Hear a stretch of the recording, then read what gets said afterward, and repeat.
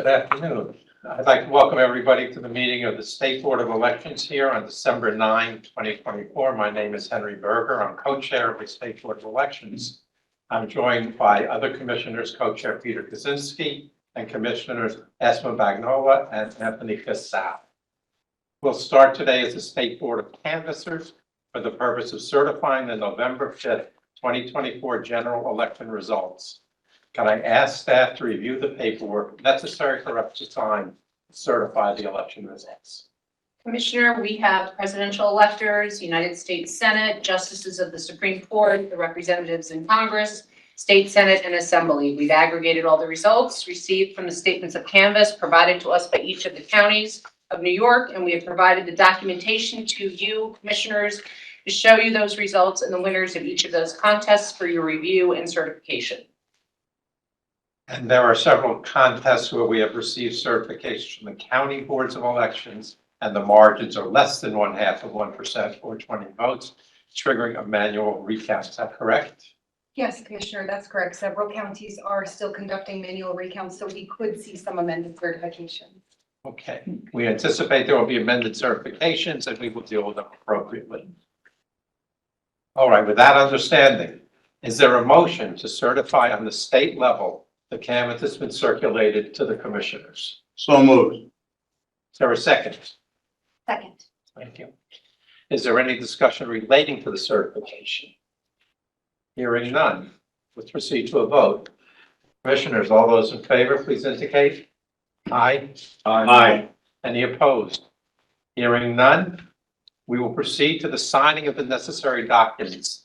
The certification of the presidential elections must also be signed by the governor and the secretary of state, and we must be sent to Washington immediately. We will continue on camera, but we'll mute our microphones while we finalize the certifications. Before we sign, I believe that is all the business before the Board of Canvassers.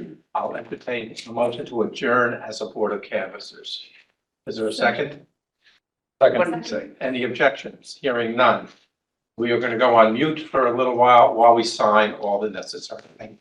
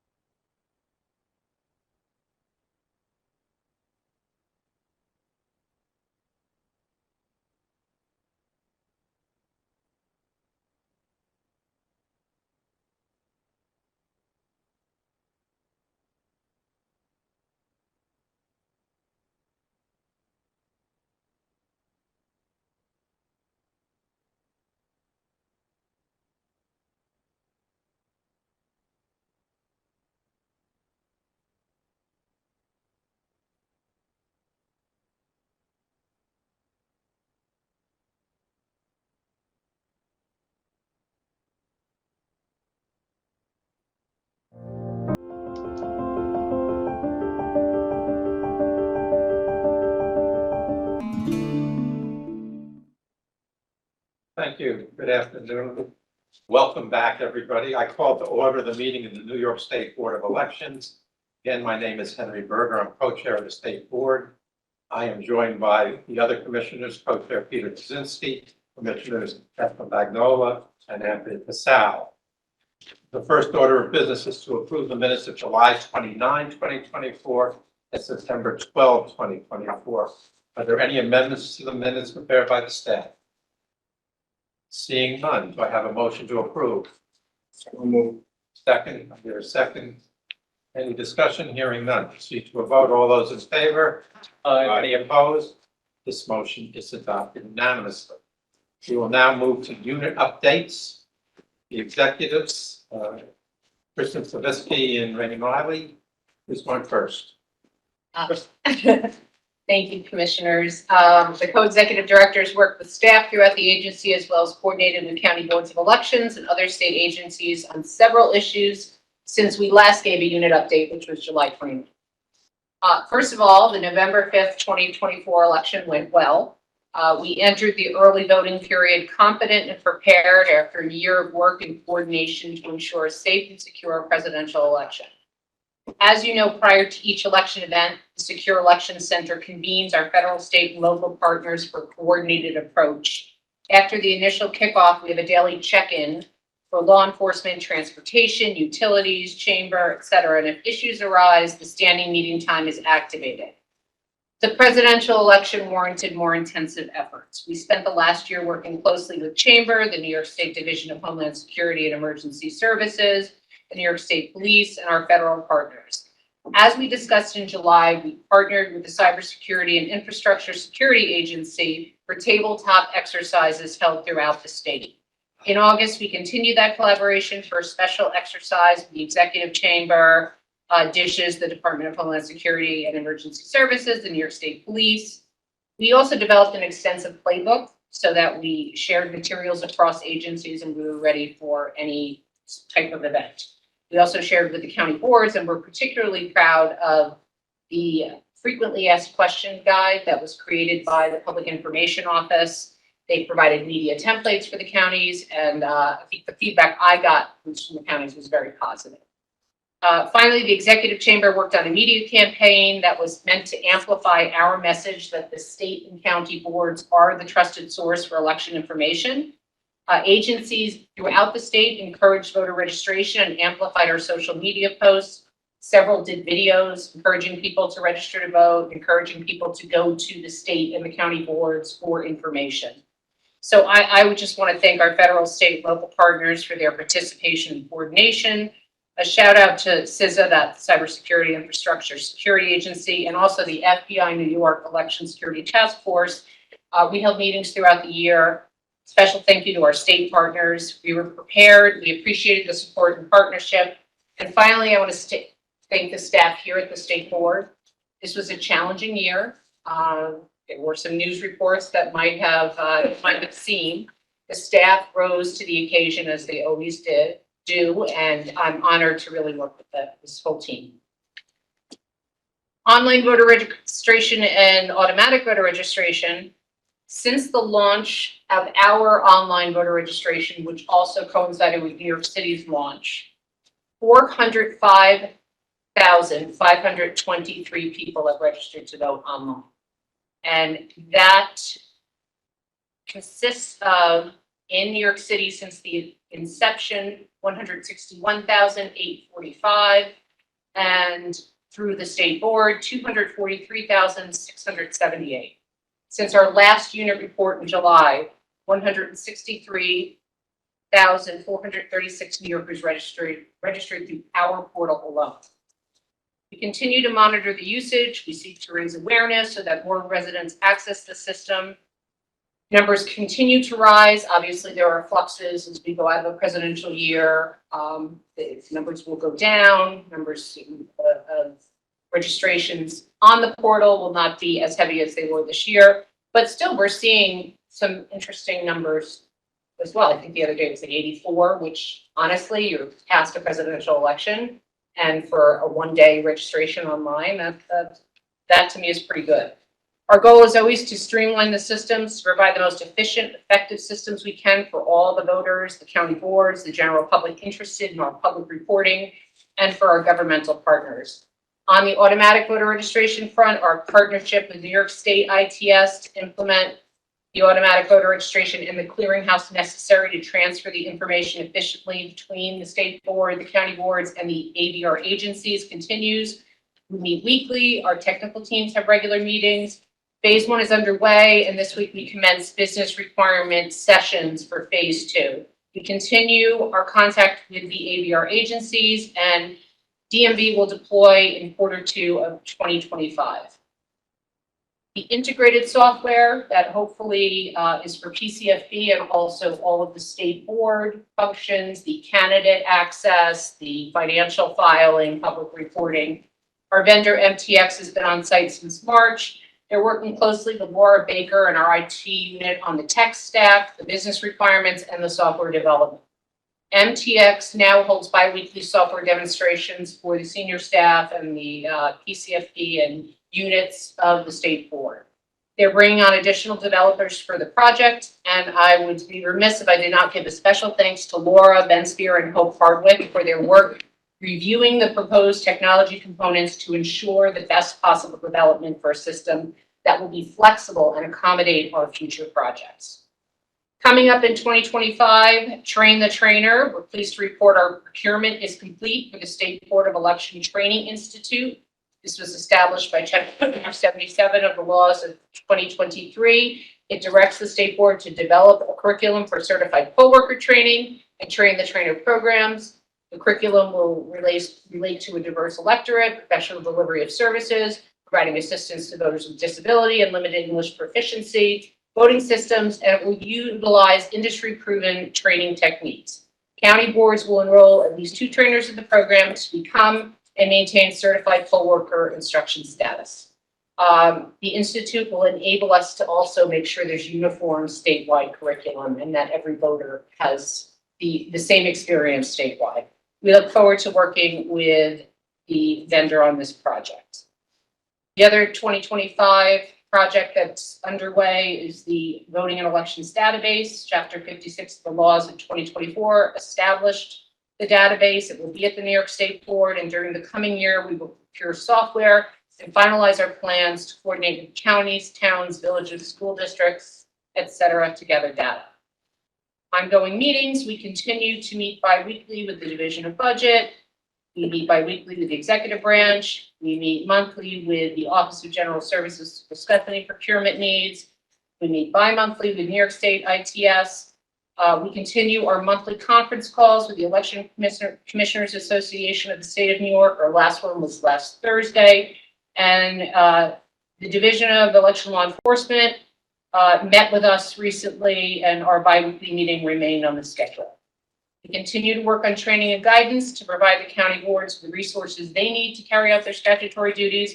We look forward to the January 2025 Election Commissioners Association Conference, and I would turn it over to Ray for additional comments. Thanks, Kristen. I don't have much. I just want to mention, in the way of thanking our SBOE staff, several staff members have been out to counties over the last several months, going back to September, October. Obviously, that is time away from home, many days on the road, so we're exceptionally appreciative of their efforts and problem solving throughout the state, as it were. I'll talk a little bit more about what they did when we get to that. I do want to take a minute and thank the county boards of elections. They are the ones, that are on the ground running elections. We had an exceptional election in November from my point of view, with minimal issues throughout the state. We had, elections are never going to be perfect, but in terms of elections without issues, this was about as good as you're going to get for a presidential election. And that was due to a lot of their hard work on the ground, managing poll workers, managing their staff, certifying their time. So I just wanted to take a moment to thank the county boards for all of their hard work. That's all I have. Are there any questions for directors? Yeah, I just have a question about the software that's being developed for PCFB and what's the status? I mean, what's our expectation for when this will actually be usable? So I guess I'm specifically referencing PCFB. Yes. Because I know how important it is to their function. So right now we're looking at a timetable to have PCFB functionality for the 2026 cycle, for lack of a better term. I'm looking at more just to make sure that the date's right. We're looking at May Of 25. of 25, and that should bring on necessary functionality in order for the PCFB program to be able to operate. I think it will not be full, right? It will be base needs so that we can move forward as they continue to build and grow. But that's our current conversation and the current expectation. So that's before the July reporting date. That's the goal. And I think, Commissioner, also that's primarily why they're bringing on additional developers because of that need. Thank you. Anything else? Thank you, directors. Let's go to operations. Jude Seymour, Amy Hill, who goes first? Thank you, Commissioner. I'll start. So a large portion, as was indicated by the co-executive directors, a large portion of our time has been spent providing support to each of the counties leading up to the general election. We also assisted our friends in PIO with answering phones for voters and supporting counties throughout the early voting period. Our staff visited 13 counties during early voting and on election day. We prepared the materials we saw earlier today for certification, as well as the resolution for your consideration for an electronic poll book, and conducted that testing. We are working on annual surveys with counties to compile the data necessary for the federal leaf survey. We also have already resumed acceptance testing of new and upgraded voting equipment. So this year so far, 32 counties and almost 4,700 new and upgraded machines have been acceptance tested by our staff. And our team has already started scheduling for the rest of this year and into January. We prepared draft calendars for 2025 and we will now begin working on ECA presentations for January. For voter registration systems, there are 2 counties currently transitioning from the Next Vote system to their new voter registration vendor. So that will be complete by the end of the year. For electronic poll books, we did approve a couple of de minimis changes, one for no ink and one for 10X. We also, as I indicated, received the ES&S electronic poll book system submission, and that has been tested and is on the agenda later for your consideration.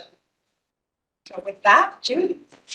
Thank you very much, Commissioners. It's been a couple of months since we were able to give a unit report, so I want to highlight something significant that Director Hill and myself and our staff were able to accomplish in the month of October.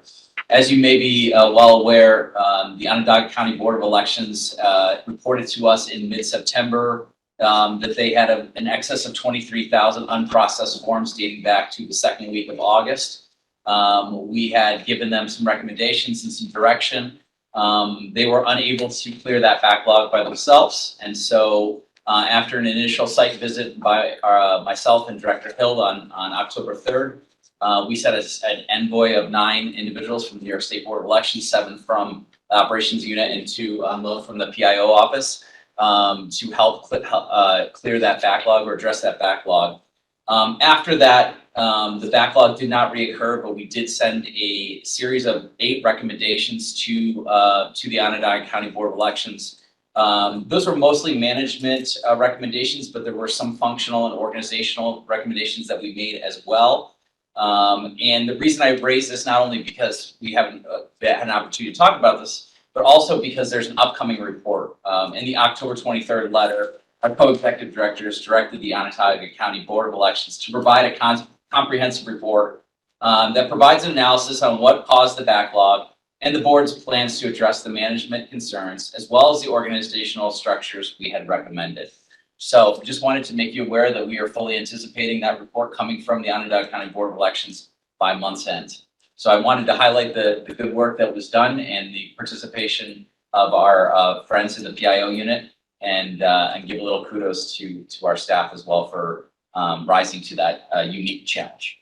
You're a little modest. You went out there and you cleared it in a little over 3 days. Yes, there was it was parts of 3 days. I would say by the time we got up and running and we left early, it was about 2 days. That's just amazing. And I would just like to additionally, if I may, thank our Chief Information Officer, Laura Baker, and our CISO, Ben Spear, for bringing us equipment that we needed to do the work, because the equipment provided did not allow us to complete that work. So they drove 20 monitors to Syracuse, for us to use. So incredibly grateful to them as well. And our staff was tremendous. And what is their report to us? It's due December 31st, according to the letter that we gave. Have you got indications from the board that will be forthcoming? We have not. June 9th. Have you heard back at all from the board about this topic? Since you've gone there, I mean, are they making the changes you recommended, things like that, or do you know? I don't have any insight on that. Sorry, Commissioner. I mean, it's a concern I think we all have, because obviously sending 9 staffers from this board out to a county board to resolve a problem is something we can't do all the time.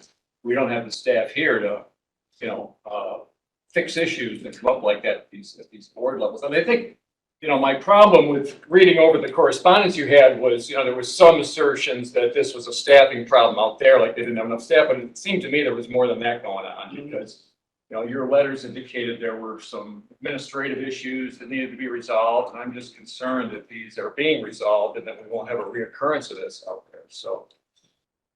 Yeah, as I indicated, the 8 recommendations I felt were largely planted in the management leadership spectrum. There were certainly some organizational things that we had touched on in terms of the processing of mail and cross-training some employees and stuff, but a lot of it derives from proper management. And as I understand it from their budget, 4 new positions have been adopted, so they will have 4 additional personnel joining them in January. They had just temporary staff this year, so it does take a little bit to train folks. The software is specific and unique to what we do, of course. So we will certainly, when we receive that report on the 31st, we will review it, and if there are further recommendations, we stand ready to assist. And you'll forward that to the commissioners when that comes in? Of course. Yeah, great. A suggestion, if my colleagues agree, maybe this is what, the 6th, 7th, 8th, maybe the middle of the month, you send a reminder letter to the 2 commissioners, and I would CC the county executive, the majority leader, the chairman of the legislature, and the minority leader of the legislature, just so they're all aware that there's a deadline. Unless something disagree with that. I think we have to keep some pressure on. Yes. Certainly on January 2nd, if that report is deficient, we have to decide what we're going to do with that. Take appropriate action.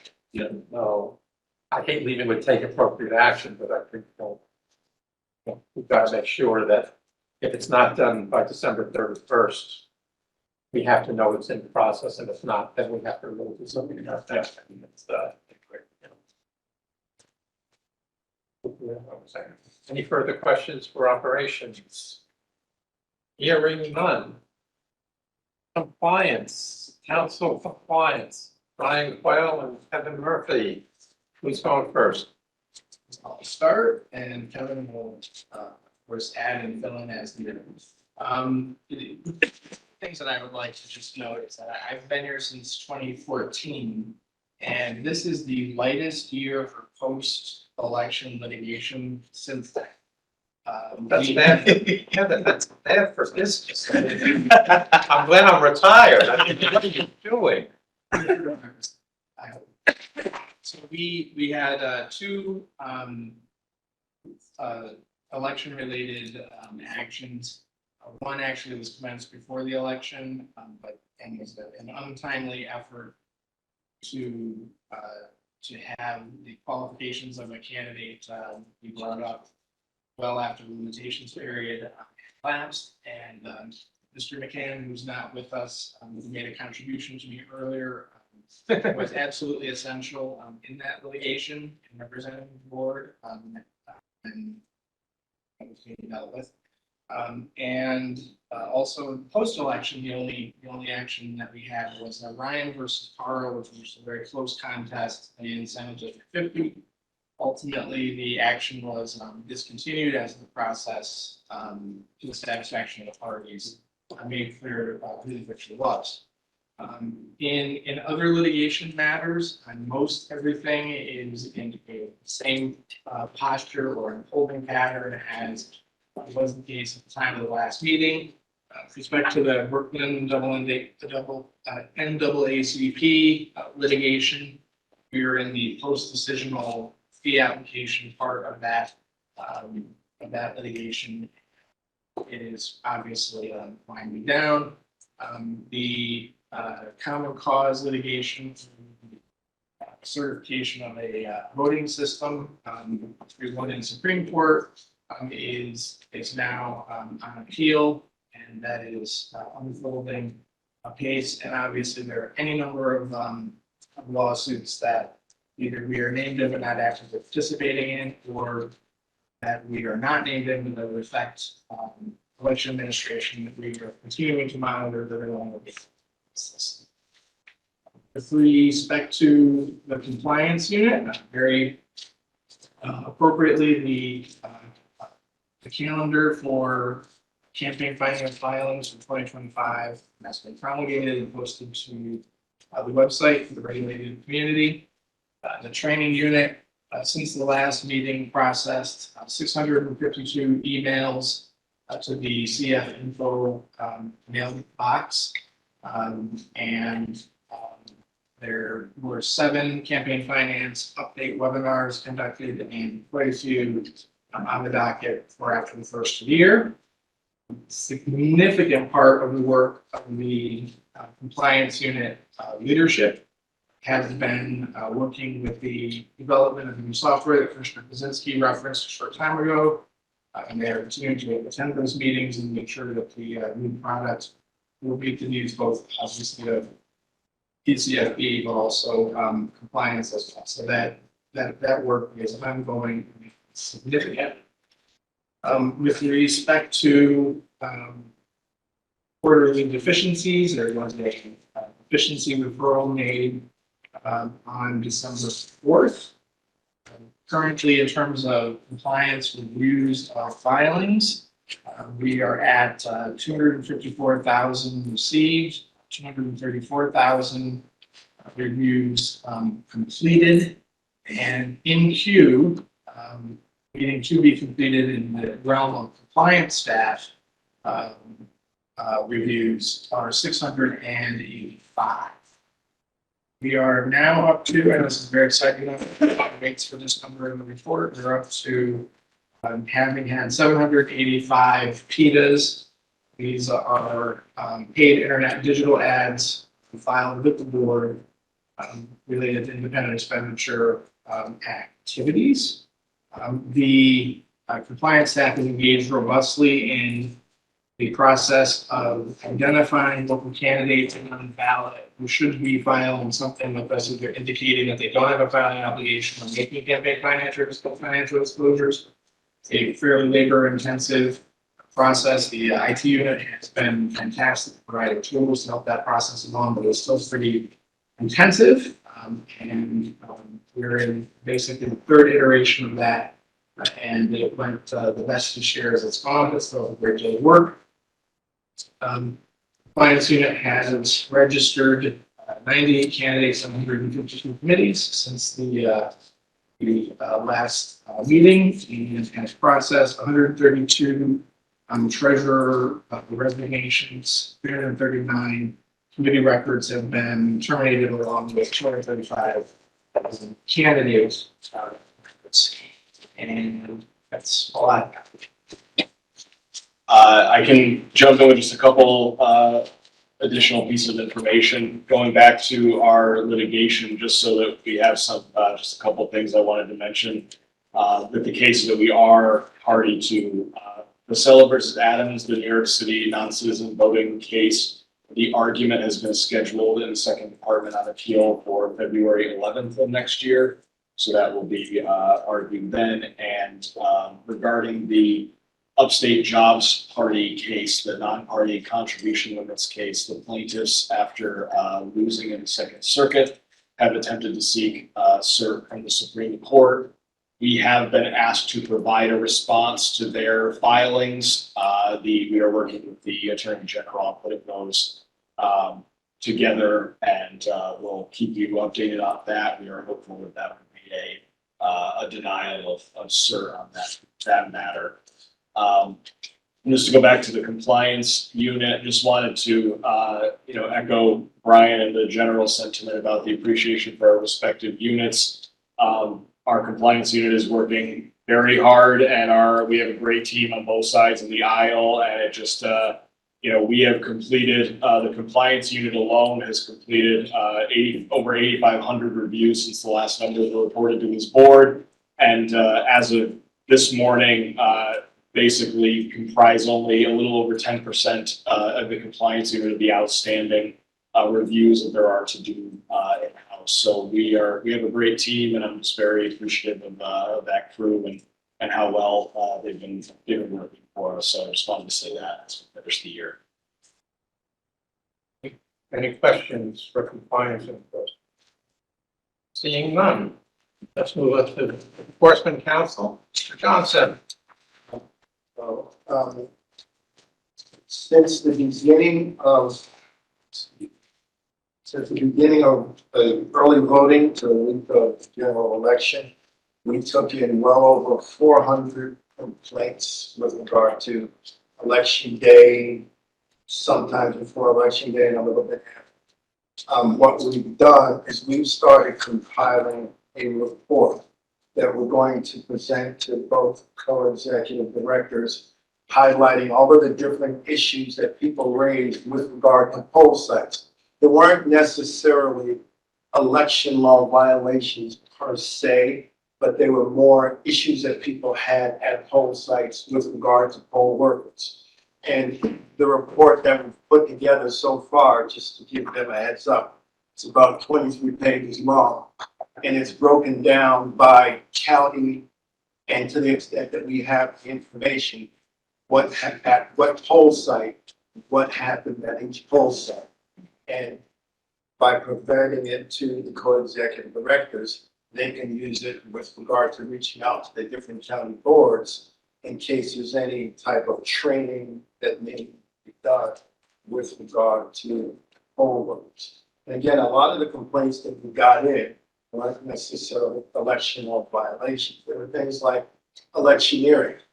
And like I mentioned to you earlier, a lot of times people get confused with electioneering because the question is, where is that 100-foot marker? Is it at the front of the entrance of the building? Or is it at the back of the building where you're actually going to vote? So there's a lot of those types of complaints that we've gotten in. We've got a lot of complaints in where people call and say, well, how do I know my vote counted? Well, you don't put your name on your sheet, so I can't tell you whether or not your vote counted. I can look and see, yes, you cast a vote at a poll site, but if you want to know specifically, like one complaint was, well, I did a write-in. I want to know if that actually counted. Well, I mean, you can look at the tallies and say, well, that. So we get a lot of questions that get asked of us that aren't poll site related. A lot of complaints came to us because people said, no one told me that the proposals, the propositions were on the rear of the ballot. So I want to be able to recast my vote. I can't do anything about that. That's not an election law violation. So a lot of the complaints that did come in were not necessarily election law related. Those that, actually had merit, that's the stuff that will be in the report for the co-executive directors. There were a lot of issues with regard to absentee voting. And that's a little bit more involved in terms of the type of research that we have to do.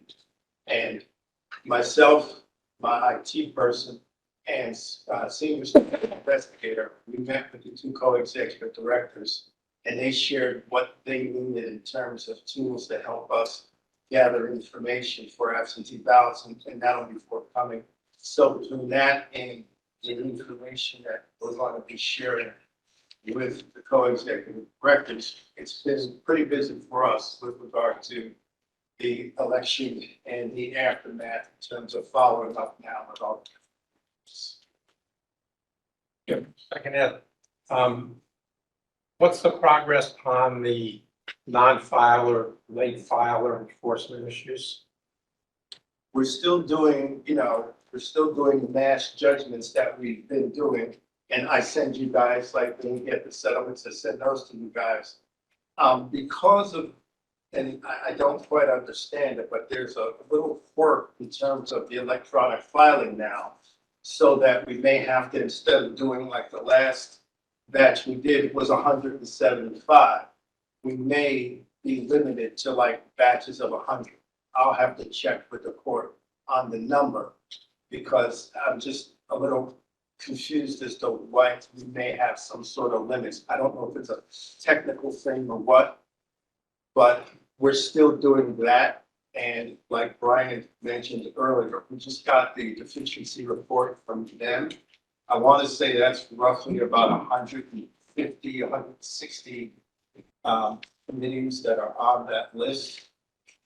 Starting tomorrow at our regular meeting, our staff meeting, we go over that and it will be sort of dispensed amongst the staff in terms of the deficiencies.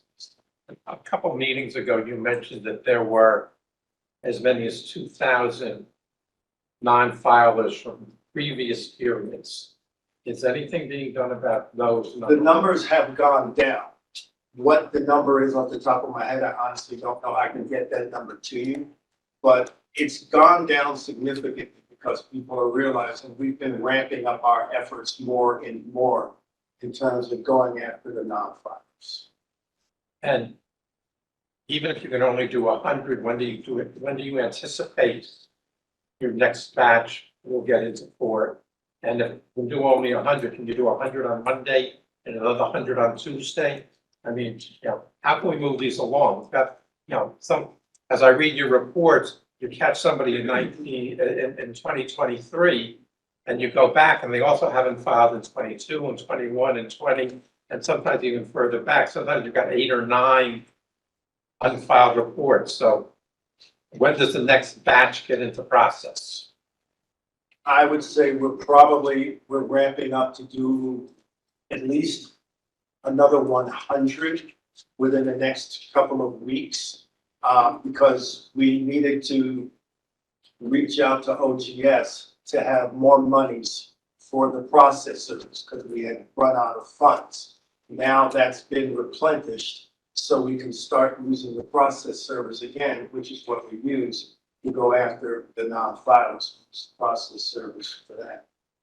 So again, I expect that to happen pretty soon in terms of going after larger numbers of people. What I think we may want to do is 100, like maybe 100 every week. And again, it depends on what we come up with working out with the court system. But I would like to get it going a little bit quicker. One issue that we kind of noticed is the minute non-filers know that we're coming after them, they immediately will terminate their committees.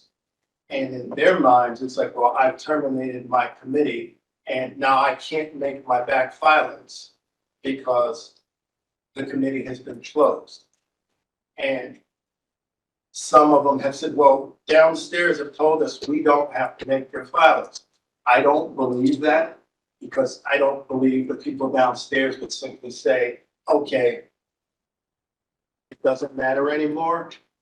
And what I have told people is just because your committee has been closed does not relieve you of filings that you did not make.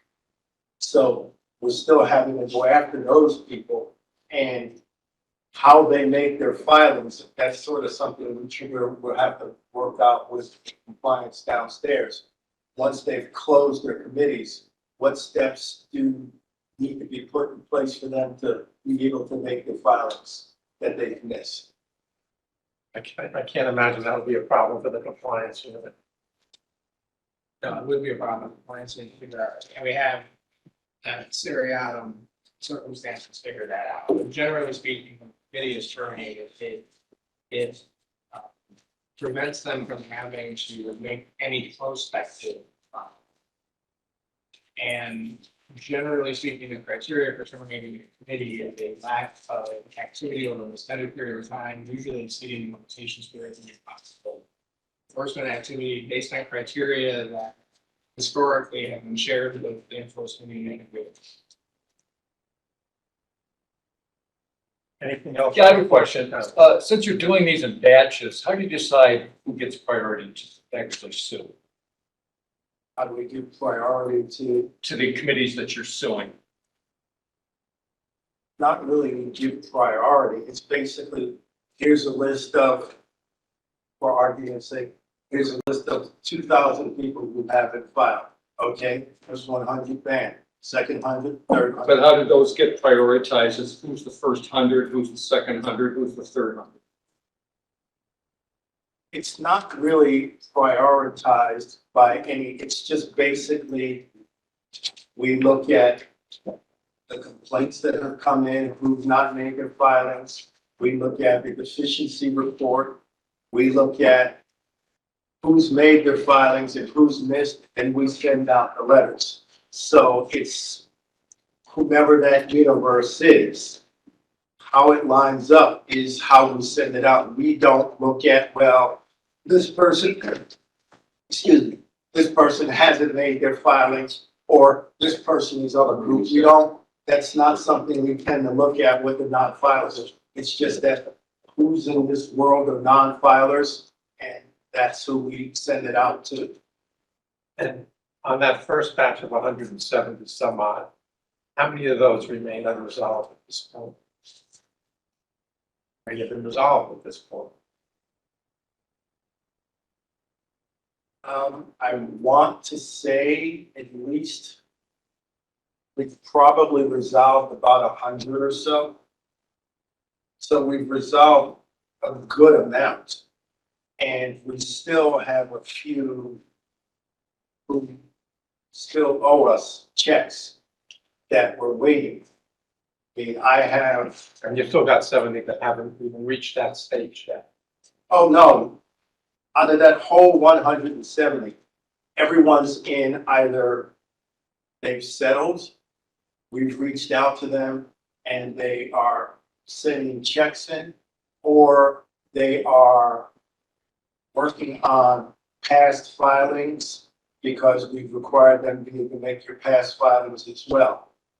I can think of only one off the top of my head, and there may be more, but one off the top of my head where there's ongoing litigation with this one particular campaign. Anything more, Commissioner? Hearing none, we'll move on to NVRA and PIO. Kathleen McGrath, Jennifer Wilson, who's going first? Good afternoon, Commissioners. Starting with our general public information functions, as has been mentioned the last time we gave a full unit update was back on July the 29th. And it would be an understatement to say the PIO has been extraordinarily busy in the lead up to the general election. Just from the general PIO phone number and info email address, in the lead up to the general election, we were fielding hundreds of phone calls and emails a day. Very, very busy helping voters across the state, covering weeknights and weekends. And I certainly want to take a moment to thank the election ops staff as well as the compliance staff, both of which stepped up to help with retrieving voicemails and returning phone calls. We consider that a paramount responsibility in the lead up to election, to help people find their voting information, their ballot information. And luckily that calmed down after election day. In terms of FOIL requests, again, covering August, September, October, November, and the first few days of December, PIO has received a total of 816 FOIL requests. 809 of those are completed. Right now, we do have, we pride ourselves on a very quick turnaround, Commissioner. So 7 remain outstanding for what has been received during that time. A lot of those in the lead up to the election with voter lists. Things like that, and also people looking for their own voter record to see their general election voter history uploaded since the election. In terms of the state board and PCFB websites, numerous updated information went up in the last several months in terms of our certified results from the June primary, the ballot proposition language that was finalized at the last meeting, lots of compliance information, and plenty of information about the general election, including voter registration deadlines, mail ballot request deadlines, voter lookup tools, and election night reporting. We did, in the lead up to the general election, add an FAQ page to our website, providing answers to the most commonly asked questions we were getting on the phone and via email. And we've provided that actually in both English and Spanish on our website. In terms of PCFB, updating a lot of information about deadlines, payment dates, and authorizations, as well as public comment periods. We have regular meetings with our accessibility vendors still to make sure both of those websites exceed standards. And in our 2-year review of the PCFB website with the ITS digital team, we were again awarded the Accessibility Achievement Award for keeping high standards on our website in terms of accessibility. For county board prior to the general, we did confirm that all poll sites for the general were properly uploaded by the counties. We worked with the OSCE to coordinate international observers with the county boards that they would be visiting during the general election. We've worked to ensure that all the federal surveys from the county boards have been returned, both pre and post-election. And we've worked with the county boards to ensure that they have uploaded their voter histories since November the 5th. In terms of voter registration, NVRA, we did place additional orders for voter registration forms since we last met to account for increased demand in a busy presidential year and disseminated them to the county boards. And since our last board meeting, Dan Toomey and PIO has conducted 5 NVRA agency trainings with the Department of Health WIC, Workers' Comp Board, New York City Human Resources Administration, Commission of the Blind, and the Office of Addiction Services and Support. We continue to chat with those agencies, especially as we move more towards AVR in the future. With the statewide ballot proposal, upon the certification of the language, we did coordinate the written and audio translations of the proposal and disseminated those to the county boards, as well as worked with the New York Press Service to have the proposal published in newspapers across the state, as is our requirement under election law. In terms of traditional media, we have responded to inquiries and sat for interviews regarding a wide variety of state board election issues, including lots of preparation for the general election, campaign finance issues, the ballot prop language, ballot certification, registration and ballot deadlines, early voting numbers, enrollments, and the results certification that has happened earlier today. We have released 4 press releases since our last meeting here. One was recapping the election security workshop series that we did over the summer. One was for National Poll Worker Recruitment Day, one was for National Voter Registration Day, and one was in regard to the suspicious mail that we did receive here back in September at the state board. We were one of a number of states to receive similar identical mailing. Fortunately, it ended up being an unharmful substance, but it's a great thing that we have these procedures in place. All procedures were followed to a T that day. We were able to communicate out with the public, and luckily no one was harmed, and we were able to move forward easily. In terms of social media, we've been very, very busy on social media with stuff about those poll worker and voter reg days. We did a series about dorm room democracy for students, talking about what makes someone qualified to register to vote. We did a series on the journey of a mailed ballot, what it goes through, as well as how ballots are dealt with when you vote in person. We did daily posts during early voting, a bunch of election day announcements. And post-election, we did what's called a what happens now series. Basically, what happens under election law from the moment the polls close up until today's certification, outlining that process that the boards go through. On Facebook, we have had a 17% increase in followers since our last meeting. We now have over 5,000 followers. That's up 750 from our last meeting. And there were over 36,000 impressions on Facebook with the content we produced since then. On Instagram, we've more than doubled our followers since the last meeting. We've reached about 5,400 accounts with our content. On X or Twitter, we have just shy of 4,000 followers, and we actually lost about 30 followers since the last meeting that we had, which is unsurprising. There has been a bit of an exodus from the platform in recent months. So we increased followers on the other platforms, but X, we did lose a few.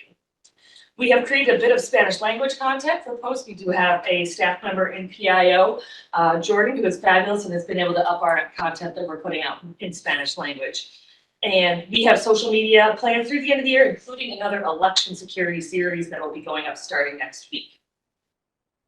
Our email service contact list has grown to 2,822 subscribers. That's a 17% growth since last board meeting at the end of July.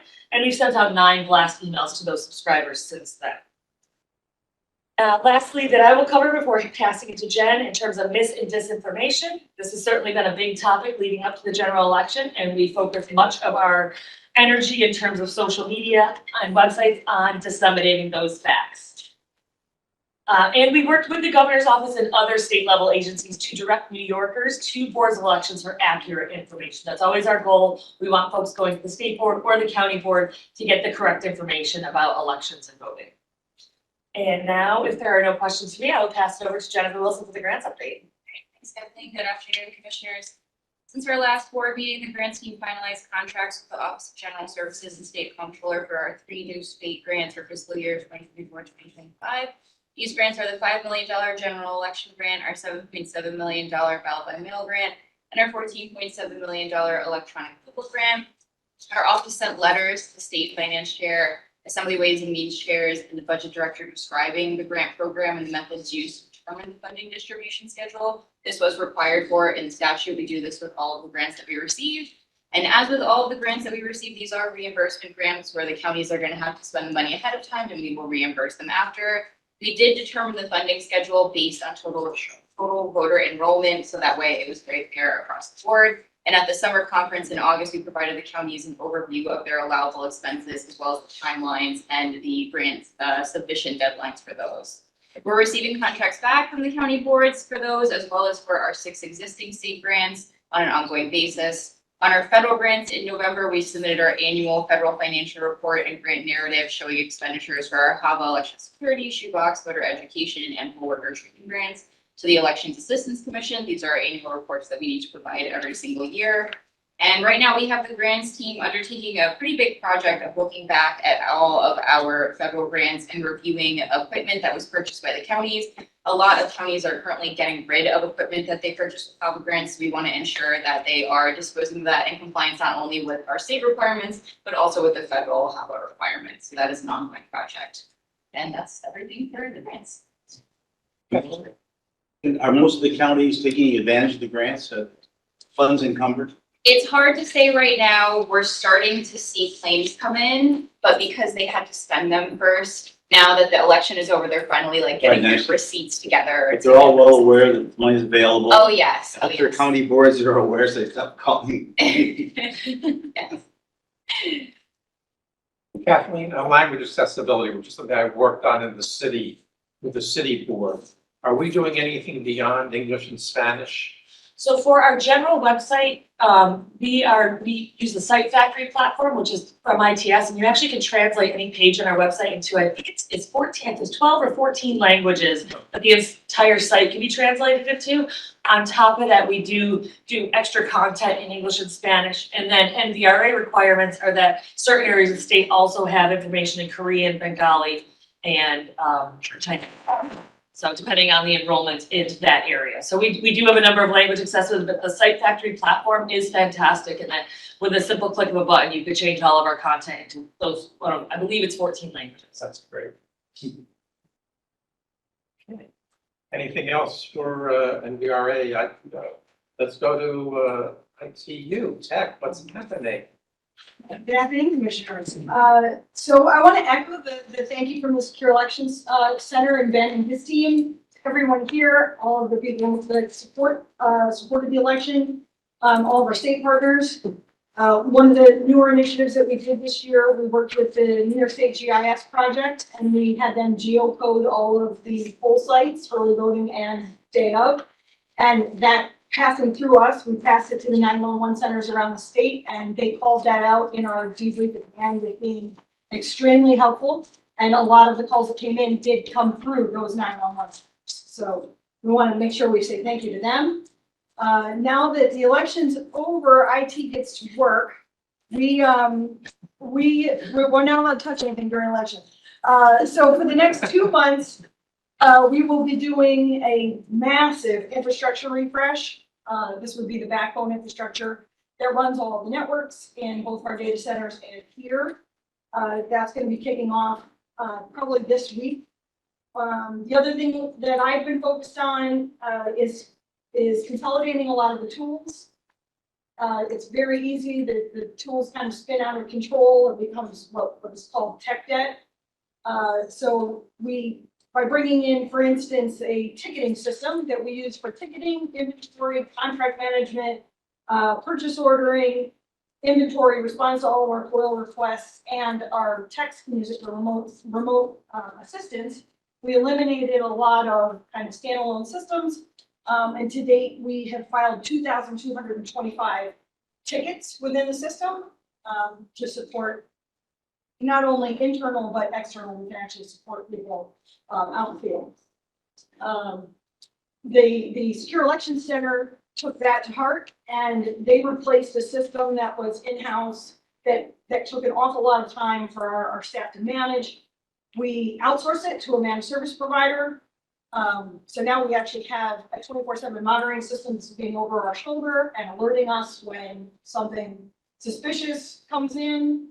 They let multiple people on our staff know. We did that while reducing the overhead cost of the initial system and reducing the infrastructure reliance that supported that system. In addition to the day-to-day, we have rearranged some of our staff to create upward mobility and staff retention, and we are actually hiring 2 new business analysts who are going to be starting with us on the MTX and AVR projects.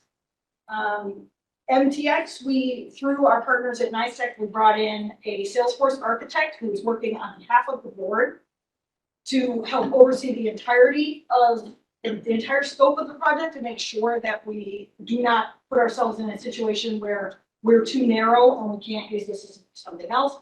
He has been an enormous help in the 2 weeks that he's been here. Our staff finished a 6-week training, intensive training in Salesforce, and we hope to expand that while also starting to work on our own piece of this project. It's going to be the next use, you'll say, like the Whole Worker Training Institute is what we're focusing on internally. So this is separate from MTX. And for AVR, Kristen already gave an update on that. Our group is working on testing plans that should be ready to kick off January 6th. Any questions for ITU? Thank you. I get tired listening to you. I'd like to Hard thank, work. I'd like to thank the entire staff. I mean, They work very hard, they really do. we've been through a very busy period. We know it's been successful. You can count your successes by the limited number of bad press we've gotten throughout the year, and I think we've done amazingly well this year. You know, it's a lot of work, and we got through a very tough year, and and it looks like we're moving forward in the right direction. Thank you, Commissioner. Thank you. Okay, I don't think we have any old business, so let's try some new business. The first item of new business is regulation part 6223 AVR resolution 2417. With Council's office, walk us through this and tell us what we're doing. Yes, Aaron is going to offer up our description. Sure, Commissioners. These regulations help implement the automatic voter registration program, which has certain designated agencies integrate voter registration information into their paper and electronic forms. These regulations elaborate on the responsibilities of the state board and the agencies under the program, including having the state board provide requirements for transmission of voter registration information, having agencies provide which agency transactions are subject to AVR, providing timeframes for the transmission of the voter registration forms to SBOE, providing a signature upload mechanism for agencies to use, and details on the mechanisms for the state board to approve agency forms. And what's the schedule on submitting this so that we can start the comment periods? I can answer that question. I mean, we would anticipate that it would be published in the register as quickly as possible. In the process, we go through the rules regulatory review unit to get it published. And as soon as we've gone through that process, it will be published. Then the formal comment process would begin then. But we would ask PIO to put it on the website as soon as possible after the meeting, and informally comments, which would be considered the same day, could begin immediately. And so this will come back to us for final approval? After the comments are received? I'll entertain a motion on this, please. So moved. Second, here one. Is there any further discussion? Hearing none, let's proceed to a vote. All those in favor, please so indicate. Aye. Any opposed? Hearing none, this matter is adopted unanimously. Next item of business is the ES&S Express Poll Version 7.2.7.0. We have already been provided with the testing report and the resolution. Election operations. Can you give us an overview? They're no longer here. It's going to be the deputy directors because we had to coordinate the signing for the National Archives and the Senate. So they went up to get the governor and secretary of state's signature on those documents. But basically, as it may, we won't just. so the ES&S, which is already a voting machine vendor in the state of New York, has submitted their electronic poll book system for the first time to be considered. There are currently 3 existing vendors for poll books in New York State. This would now be the 4th if approved. We have gone through the normal requirements of testing to the different security requirements that we've set forth for e-poll books. And you have, as you said, you have the reports. There's both the public, which will be posted on the website, and the confidential, which share a little bit more security information with regard to what was done with the assistance of the IT unit. But the resolution before you is to approve the ES&S poll book system for use in the. Anything more? Very extensive report. Yes. You're gonna be tested on. Yes. All right. Can I have a motion on resolution 24-18? So Second. And is there any further discussion on this? Hearing none, let's proceed to a vote. All those in favor, please so indicate. Aye. Any opposed? Hearing none, this matter is adopted. I just have one question. If a county adopts a poll book or any other item, and the municipality within the county wants to use something different, are they allowed to? Are they permitted to, or are they locked into whatever the county does? So I think you get into the law as far as what exactly is the municipality that you're speaking of. If the Board of Elections, if the County Board of Elections runs the election, they would be using the equipment that they've decided to use for all elections. If there are other municipalities or jurisdictions within that county that may not fall under the purview of the County Board of Elections, such as some villages or a school district, they would be bound by their own law, which often requires the use of a certified voting system, but not necessarily the one that a county uses. And obviously, in the case especially of school districts can often span multiple counties, so there could be very well be different systems at play. So that's why it's up to the school district to decide which one system. Based on who runs the election. Correct. Yeah. But on a countywide election, everybody uses the same equipment. If it's run by the County Board of Elections, yes. Some villages, I'm sure we still have some villages using pens. Is there any other new business? Hearing none. Is there a motion to go into executive session? I'll move that. A second. All in favor? Okay. So we will go into executive session and And I think we have to give a purpose. To consider personnel matters. personnel matters.